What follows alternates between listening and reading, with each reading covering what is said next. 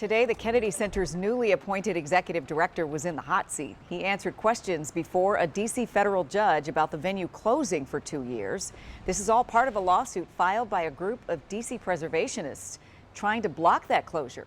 Our Rafael Sanchez Cruz was inside the courtroom, and he learned some new details about those proposed renovations. Yeah, to start, we learned that the proposed repairs are based on a more than 300-page plan from 2021. The Kennedy Center's executive director, Matt Floca, says that plan hasn't been updated or made public because it's not done just yet. He also pushed back on concerns that the center will be demolished or rebuilt. The Kennedy Center's newly appointed executive director and chief operating officer, Matt Floca, says he was the one who suggested that the venue close for 2 years while it undergoes $270 million in repairs. What you're looking at. Floca says water intrusion has made the center dangerous for workers and even patrons. When asked why Floca didn't opt for keeping the center open and phasing the repairs, he said it would delay the project, cost more, and it would simply be irresponsible. They did not consult a single outside expert.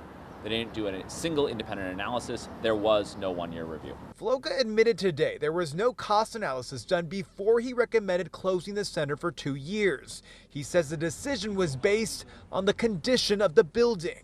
And I think it'd do a good job, but if I don't think it will do a good job, I'll say, Matt, you're fired. I'm getting somebody else.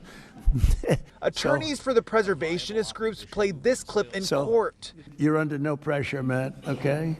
They argued Floca's testimony can't be trusted because it's the center's chairman, President Donald Trump, who's calling all the shots.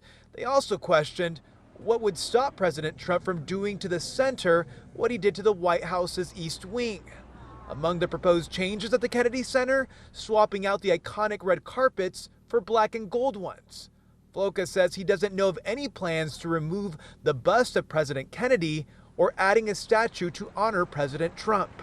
Now, during repairs, Floca says that the expansion of the Kennedy Center, known as the Reach, will remain open. It will house part of the JFK Museum and will also be used as rehearsing space and offices. It's still unclear whether they will be able to continue with music performances. In the district, Rafael Sanchez Cruz, WUSA 9.